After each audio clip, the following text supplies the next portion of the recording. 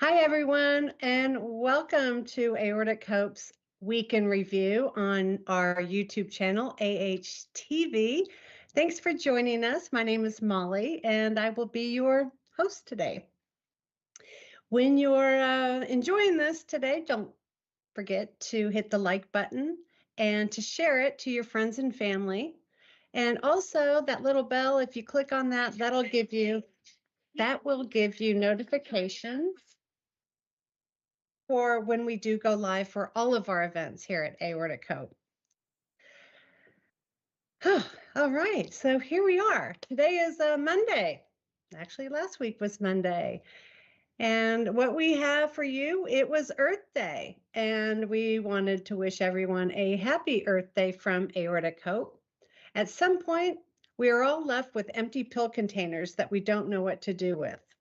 Typically, we end up throwing them into the recycle bin or trash. But did you know there are many things you can do to reuse and upcycle those empty pill bottles? This year's Earth Day, them is Planet Verse theme. Actually, the theme of Earth Day is Planet Verse Plastics, which aims to increase public awareness of the detrimental effects that plastic pollution has on both human and environmental health. Below are some ways to make a positive impact with your plastic pill containers. After thoroughly cleaning the container, use it as a hide-a-key. That's a good idea. Create a mini first aid kit. Collecting coins is another interesting way to trust these containers. Wouldn't fit too many coins, actually. What are some things you do to reuse and recycle your empty pill containers? We would love to hear your ideas. So if you have some good ones, send it to us and share, and we would love to hear from you.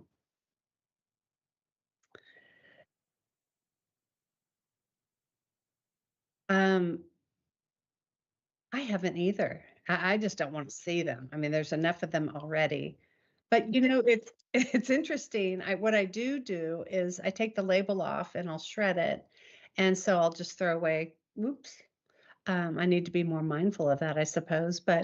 And I was looking at it thinking, certainly there's a way to reuse these containers because they're solid. They have lids, but I know people have used them for screws and bolts and, tacks and things like that.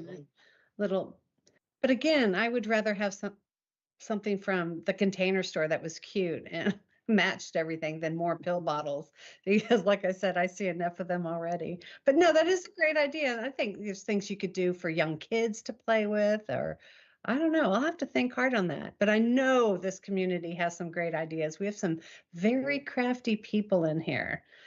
So we'd love to hear from you. Somebody.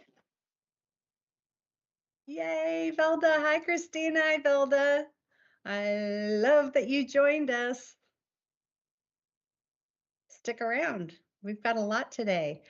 And also, if you just missed it or you just joined us, we're talking about pill containers and Earth Day and how to recycle them or upcycle them and reuse them for more exciting things than just holding pills. So we'd love to hear from you. Thanks for being here. You guys are always so supportive. All right, let's move on, Joshua. It's another Trivia Topic Tuesday. This is always fun. Hey, friends and family. Thanks for joining us for hashtag Topic Tuesday. Today, I wanted to pose some trivia challenge questions to you. I believe this is from Adam or Duke. I'd have to go to the bottom. So he's actually writing this and saying I. So if you need to do a quick glance quickly before you take the quiz, try to test yourself to see how much you picked up from the past posts that he has posted on Topic Tuesday.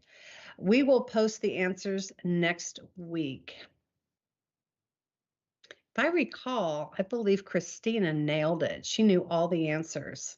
Correct me if I'm wrong, Christina, but you nailed this quiz. So here, I know the answers too, I believe, sadly. So number one, if an aortic dissection involves the ascending aorta, it is called a type what aortic dissection? Joshua, should we give out the answer already, or we should wait till tomorrow, I suppose? It's so hard for you. You should know the answers to these. Are we answering the question, or are we just going? Well, topic Tuesday answers will be for tomorrow, Tuesday. So maybe we should. Oh, so we're not going to get the answers. It does. I don't want to. I don't want to rain on Duke's parade. All right, so we'll just read them, and hey, why don't you just share with us in the chat if you know the answer? So here we are. Number one, the ascending aorta. It's called a type what aortic dissection. Number two question in the quiz. A weakening in a large artery is called an blank. I think the AN gives it away. It means it starts with a vowel. Number three, aortic what refers to an aortic valve that is too tight. Number four, a what aortic valve has two leaflets instead of three? I like this one. True or false? The only type of surgeons that treat aortic aneurysms are vascular surgeons. Number six, which valve separates the left ventricle from the heart from the aorta? I'm reminded of that valve every moment of every day. Number seven, name two imaging modalities that can be used to diagnose aortic aneurysms. Number eight, true or false? MRI machines require contrast dye. I think the operative word is require. Number nine, what are the three cross segments or sections of the aorta? The layers, I suppose. Number 10, here's a bonus question. What year was Aortic Hope founded? I hope everyone participated in this. We all should know these pretty basic questions in this quiz, because if we've been infected by aortic disease, these are definitely questions we should know the answers to. So if you haven't already taken the quiz and gotten yourself a grade, then do so and test your knowledge. Be sure to put your answers down below in the comments. Answers will be posted next Tuesday at 10 a.m. Eastern Daylight Time. Take care, talk soon, and remember always, think aorta. And that was our medical resident, Adam. So happy to have him with us.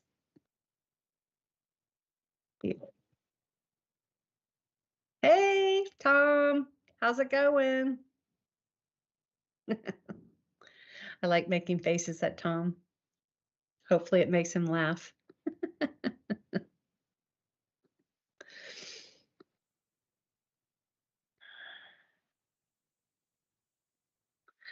So did anyone answer any questions, Joshua?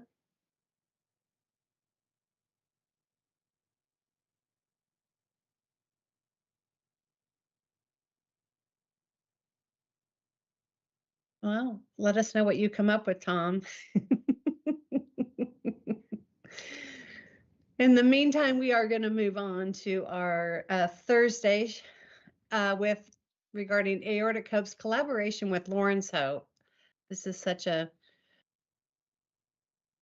well, it could be. Yeah, we did it twice. We need to get a little. Let's do Therapeutic Thursday instead. I'd like to do that one instead. No, I'd rather do this because it's for me, it'll be quicker. Yeah, here we go. Lots of fun. Look at all these fun things. Here we are. Here we go, Joshua. Yeah, here's our therapeutic Thursday. And we have a quote here. The key is not to prioritize what's on your schedule, but to schedule your priorities. It's a nice quote. So today is Therapeutic Thursday. We're going to talk productivity, or better yet, lack thereof. It's okay to not be doing. We need to remember to just be. Doing and being are complete opposite sides of the spectrum, and that is perfectly acceptable, especially for us aortic survivors. In your past life, your pre-aortic disease self was likely stressed, overworked, and just plain spread too thin. I know I was. I know this is not written by me, but our author is. And that was not good. So being too overworked and spread too thin is not good. And as a society, we are taught to be on the go constantly and to always be striving towards something.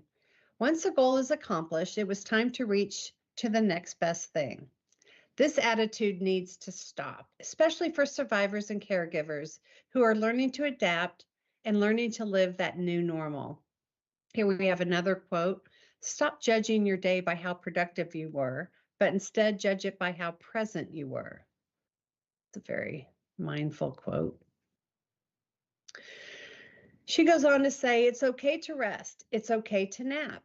It's okay to not keep up with chores because your mental, physical, and emotional health and well-being are top priority, which means that likely your expectations need to be drastically altered of what truly can be accomplished in a day, a week, and a month.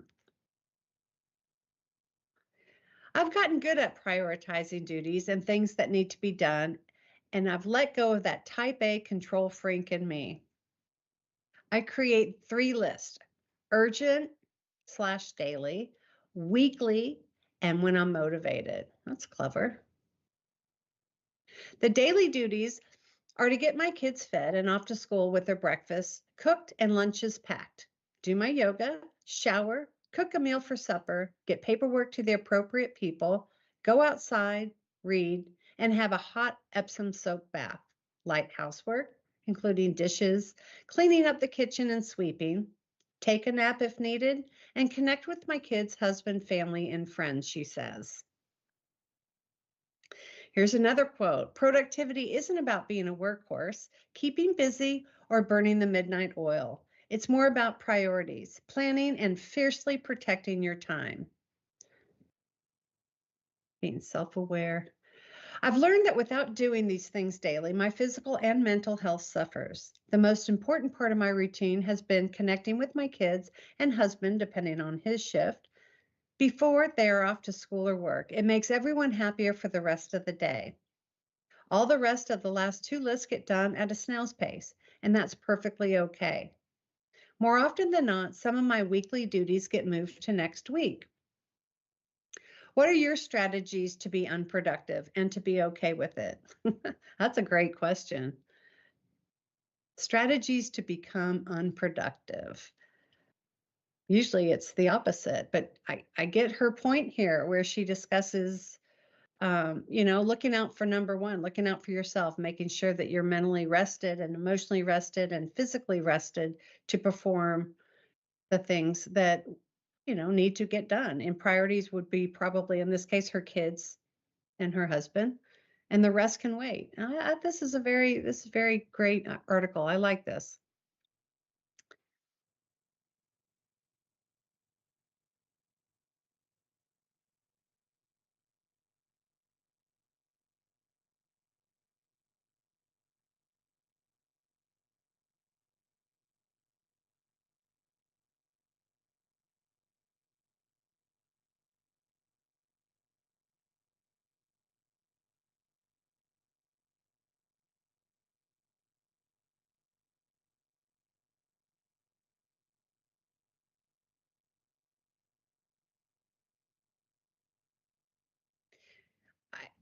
I think that's great in theory. But let's take you, for example. You're of the technological, creative mindset. You're always creating and doing. And so if you were to follow that model, how would that work for you? Because I know that your flow is oftentimes longer than 30 minutes. So if you were abruptly, interrupted by an alarm, would that work for you?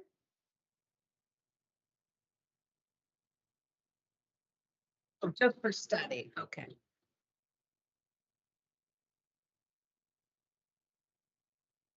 Okay.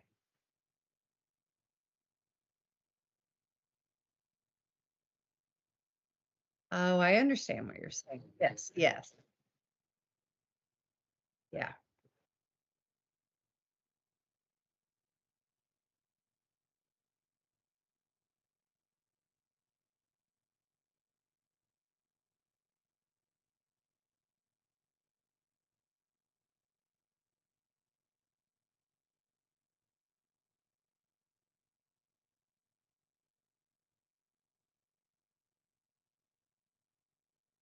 Hmm.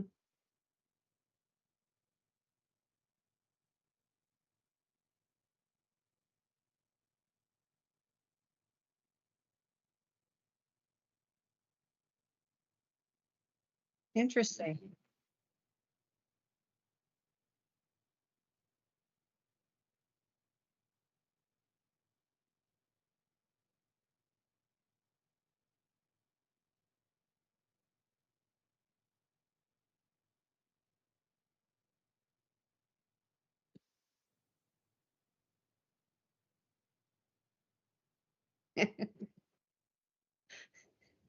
Who, her or you? Oh, Oh, you can't hear. Oh, so I'm me at talking to. all. That's embarrassing. I'm I'm so sitting there sorry. talking, Joshua. I I'm okay, talking so to I you. know, and I back home, and so I'm back on my rig, and it didn't pick up my headset. Oh, darn. Well, can you get that Yeah, fixed so I don't it's sound fixed. like They I'm can hear me now. okay? Well, welcome back, It's Joshua. Although fixed. I've been having a conversation with seemingly myself, but actually I have been talking to Joshua. Oh, Felda knows goodness she gets gracious. me. Felda knows she gets me. So, just really quickly, to harness the unproductivity, what I said was I had listened to a study someplace, and it was about studying, something you don't want to do. And you can do this you set a clock for 30 minutes and you do the studying or whatever activity you don't want to do. You take a 5 minute break and you're supposed to get on your feet, walk around, and then you do that block, that 30 minutes with a 5 minute break. You do that 3 times, and this will force you to get 90 minutes of studying done, and it'll budget you a 15-minute break in that process. And so then Molly was like, for what you do, that's not going to be helpful. And then I explained flow state, which is something that you can get into and out of, and it's about a 90-minute ramp up time. And so in 15 minutes of working, you can get yourself into a flow state without any, if you have no distractions. And so you can do that for about an hour. And then it'll take another 15 minutes for you to come out of flow state. And when I was talking about the next portion, was that it's also not like to understand flow state is very different than what they tell you to do at work, because at work they're going to tell you, work for 45 minutes and then go walk around for 15 minutes. And so Tom here says, what is your best time to complete a task? For me, I plan out from 6 a.m. to 3 p.m. That is my best time of the day. Everything after 3 p.m. is a bonus. Everyone knows my schedule, and I don't expect more. And so this is also the thing, right? So when you are as an entrepreneur or somebody who doesn't have a boss, okay, burnout is a very real thing. Burnout is it's the kind of thing that doesn't just ruin the project you're working on now. It's going to ruin your ability to stay optimal in the following day. Okay. And so I have to catch myself. My operating hours are 10 a.m. to 10 p.m. because I have European clients and then I have West Coast clients. And so Hmm. I can't work 9 to 5. That's never going to work. That is, 2 o'clock West Coast time. There's no way I'm going to be helpful for anybody on the West Coast in that time block. But I have to sacrifice my European client base by saying I can only work with you at the very end of your day, so they get Hmm. through their full day before they get access to me. And And it that's the start of your day. Exactly, right?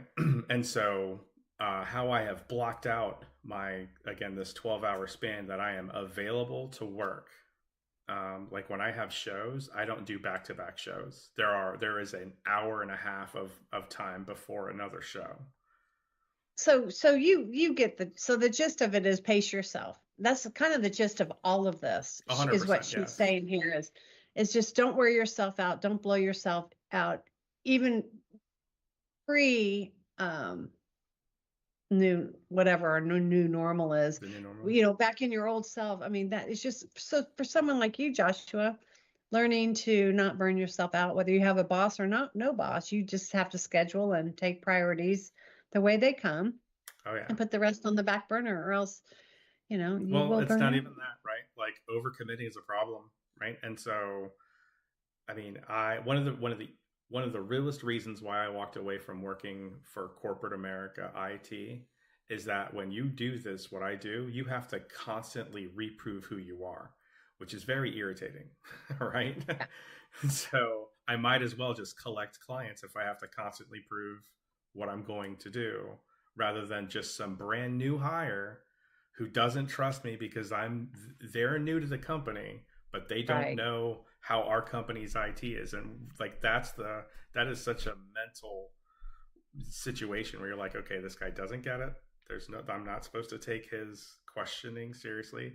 But on the other hand, you don't want to be the guy that's like, listen, just do what I say and do not email me this stupid question anymore. Right? Because I've had to like It's a good thing you're your no, own no. boss I've now. had to be in meetings where some IT person berated a client in email, right? So then you have to have two conversations, the one where you're promising that this will never happen again.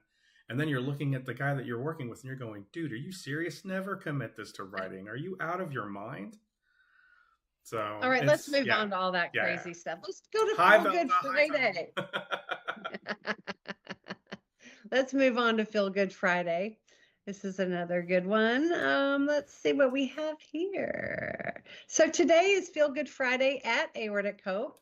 Having a scheduled surgery usually leads to better outcomes for so many reasons. One of the reasons is there's time to prepare, to educate yourself about the procedure, and create your post-care ahead of time. There we go, being prepared.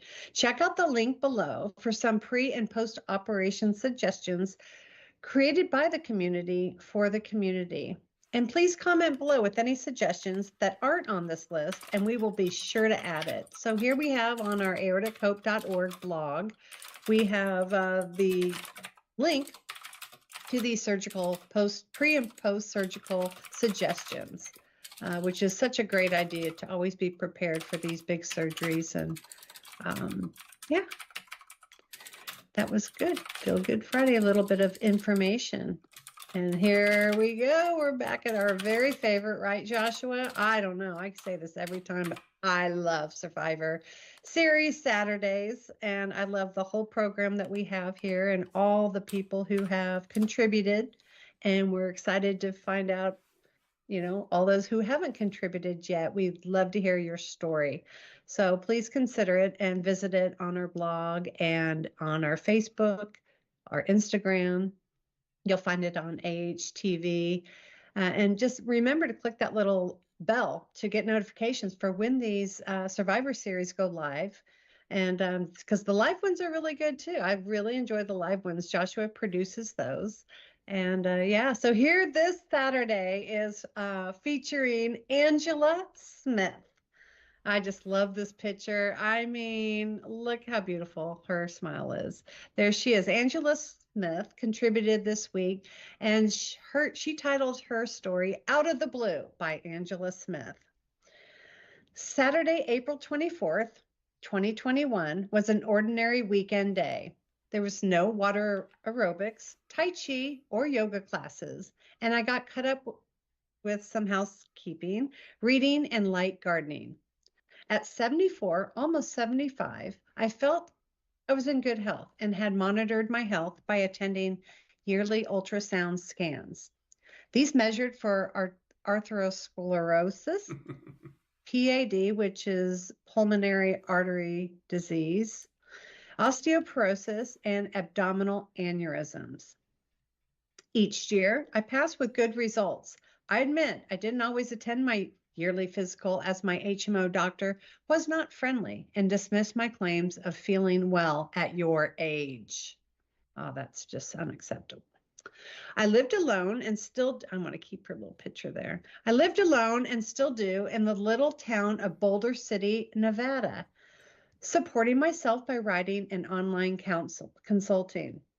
I had made plans with a lady friend to go to Green River, Utah to visit a ranch and had a good social life. In addition, I prided myself on eating a healthy diet with occasional treats. I have a sweet tooth. I had even decided to go ahead and have the Moderna COVID vaccines as I had plans to fly to England in the summer. So far, I hadn't tested positive for COVID and wore my mask and socially distanced. All in all, I felt that I was doing okay.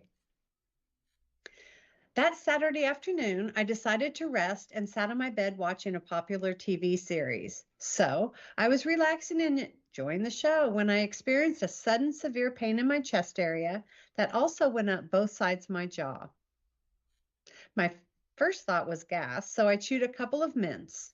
My next thought was maybe this is a heart attack, which I dismissed as I didn't have left arm pain. My initial professional training was as a nurse. She was a nurse. And nurses are terrible patients.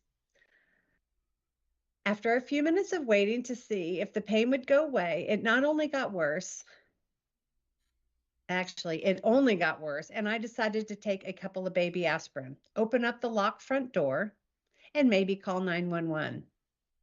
I walked out of the living room, felt faint, and decided to lay down on the carpet where I passed out. After, I don't know for how long, I regained consciousness and laying there thought, well, this must be it. This must be it.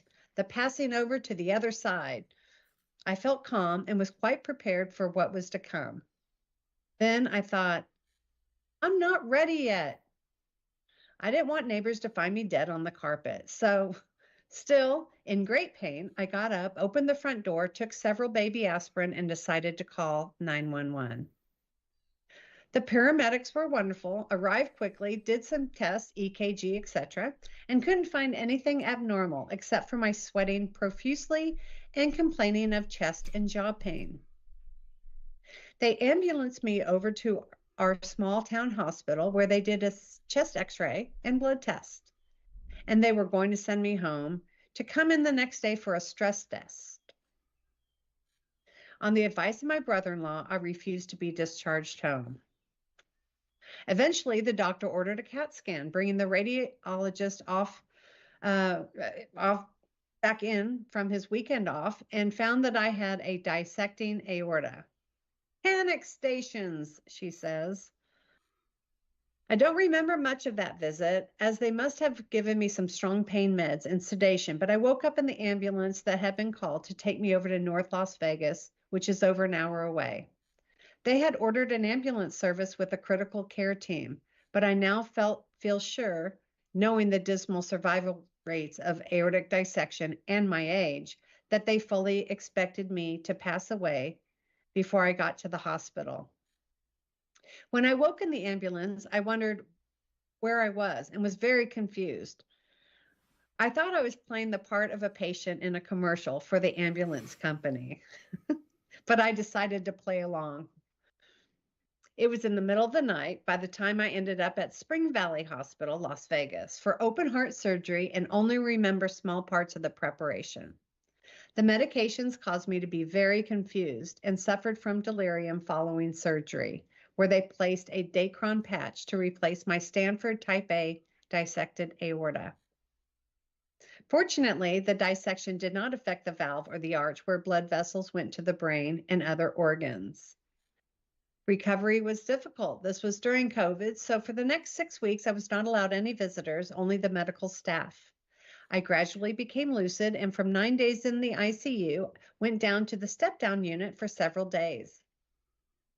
The meds kept me mostly pain-free, and I celebrated my 75th birthday in the hospital. There was talk of sending me to a medical rehab before I could go home.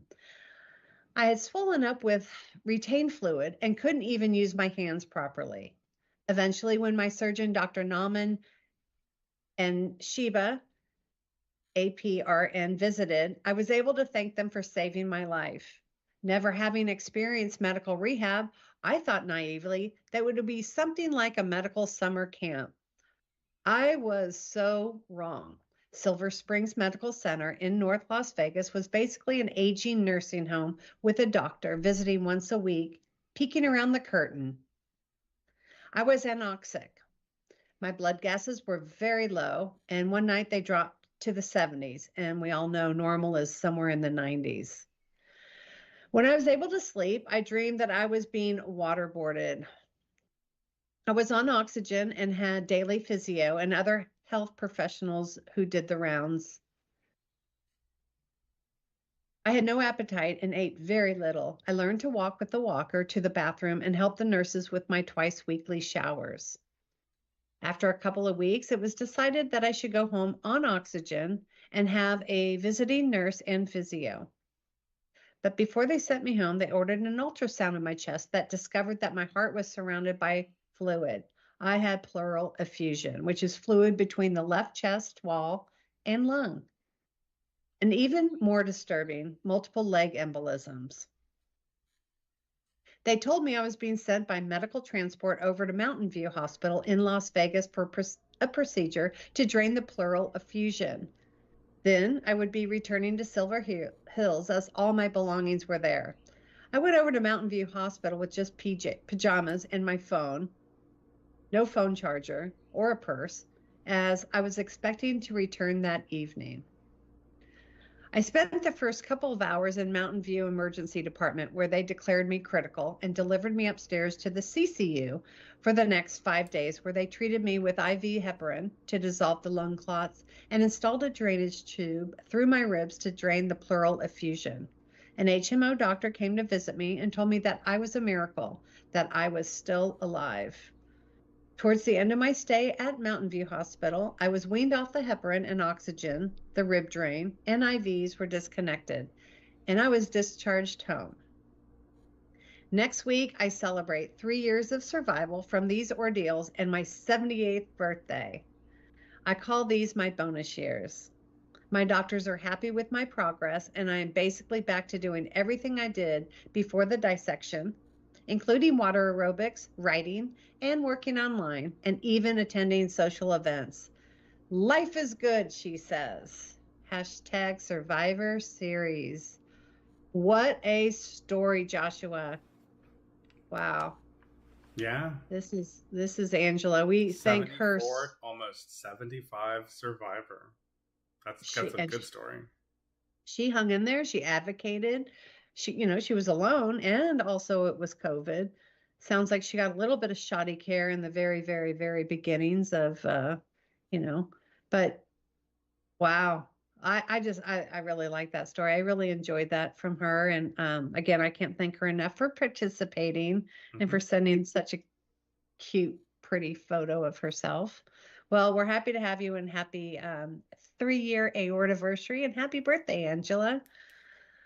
So yeah, we love these. We love these stories. So, please, you can do a written blog just like Angela and include a photo, and that will be shared on Facebook and Instagram, sometimes X or Twitter, our AHTV YouTube channel.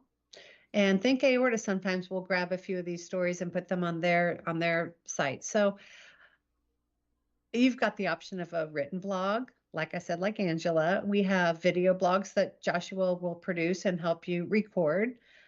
We have the live, which is really great, where Joshua produces it and you sit live and you sit with in a live chat, so people can attend your story and ask you questions in the chat. I really like that interaction. That's very good. Yeah. All right. Killing it. You're doing such a good job. So here we have our Share With You Sunday. And again, we love Lauren's Hope, and the collaboration Aortic Hope has with Lauren's Hope is just awesome. And I got myself my own little medical bracelet recently. I love it. I love it. I don't even know it's on there. And I'm happy to know I'm safe with it if anything ever arises. So here we have a little picture of, yeah, such great selection.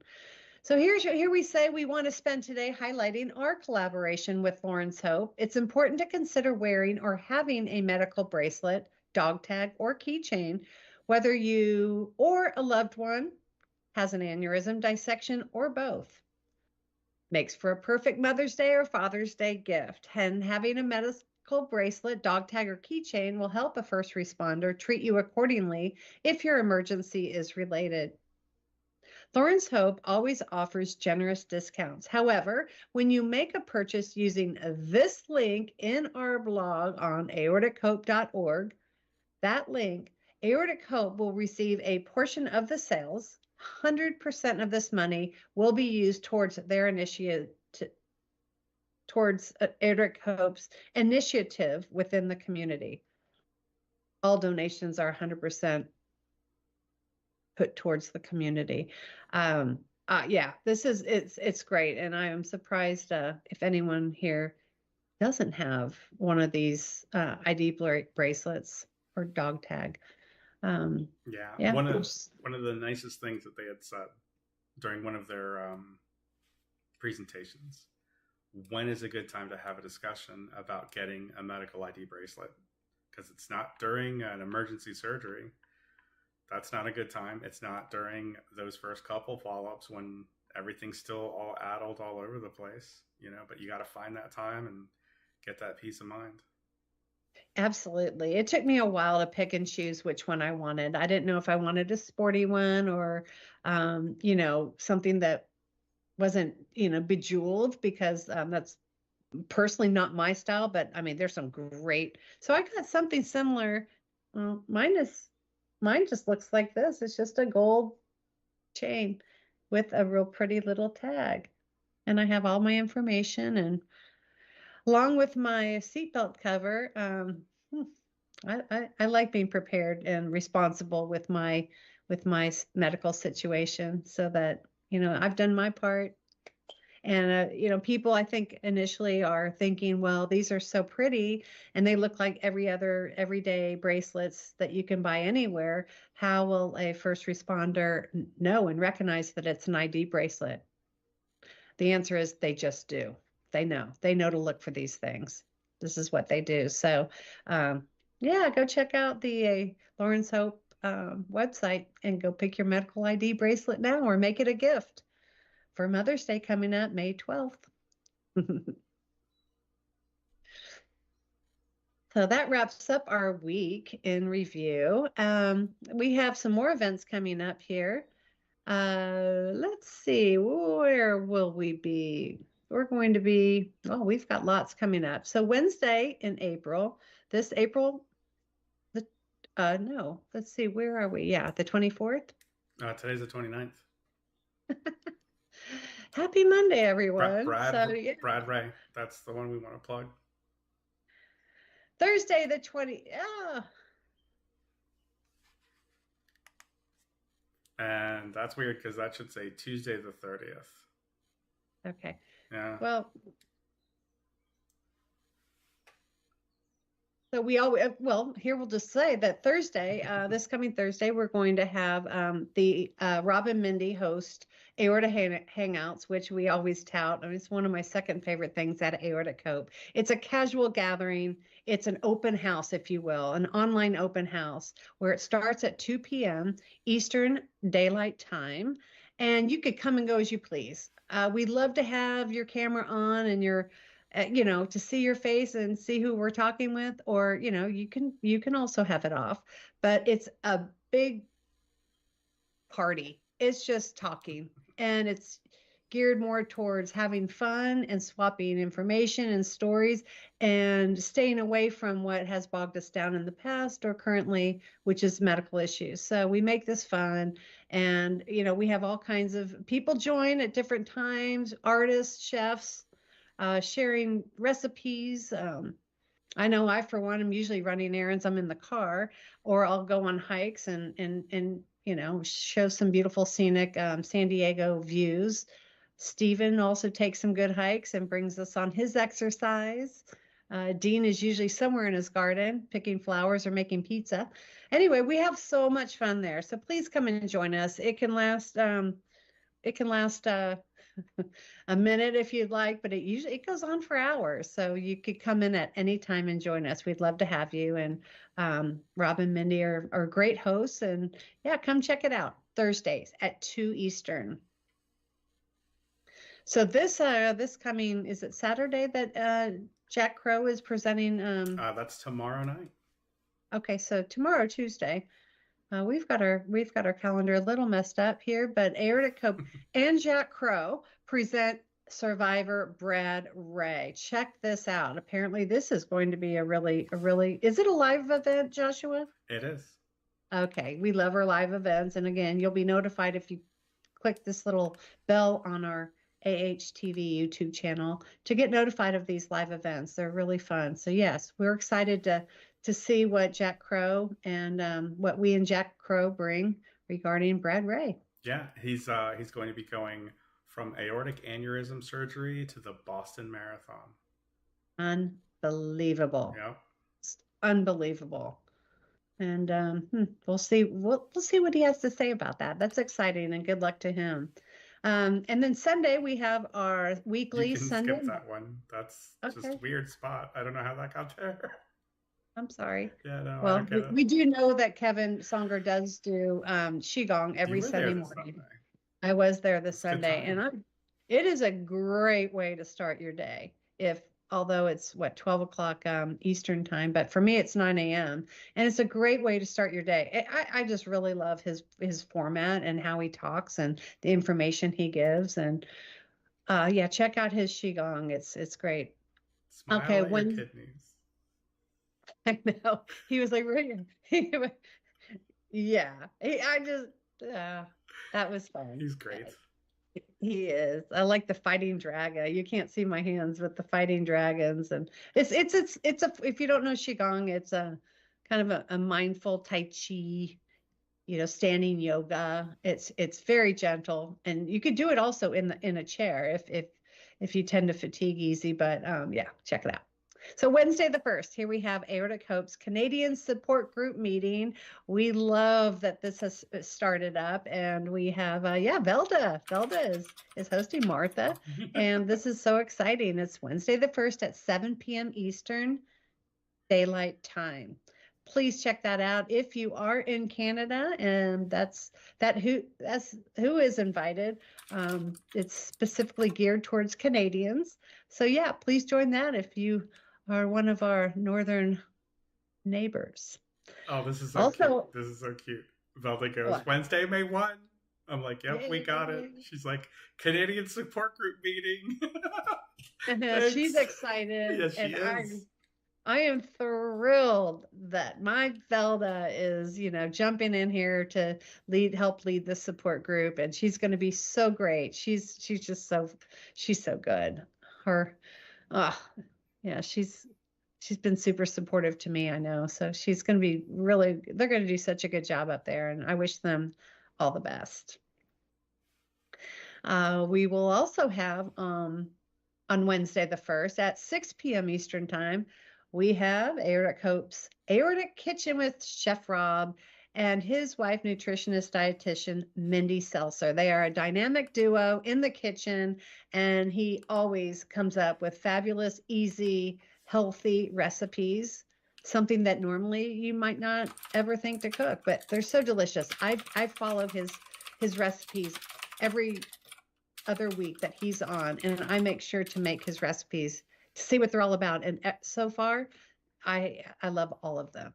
And Mindy is there to take over half the show with giving nutritional information, dietary information, things that are really important to know regarding, especially if you're a heart and vascular patient, to be mindful of sodium intake. And she has a lot of knowledge to impart. So they're a great team.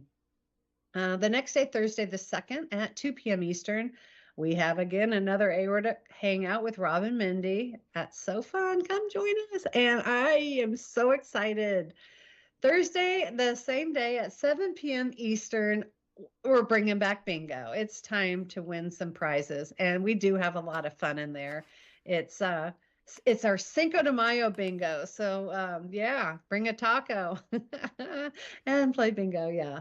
You just sign up for that. Guys, just do it. And there's some fun prizes.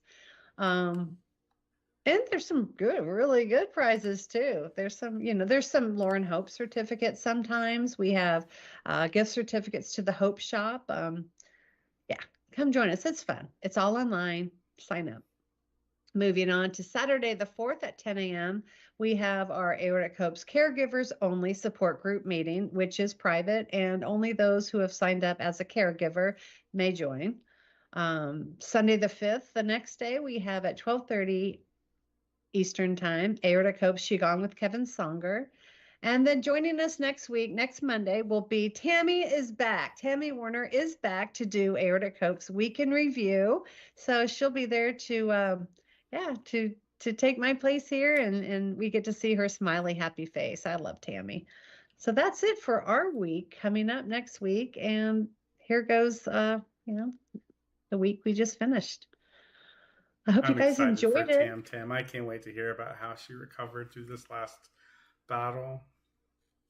Well, She's sounds a like fighter. She's a I fighter. know. I can't wait to see her.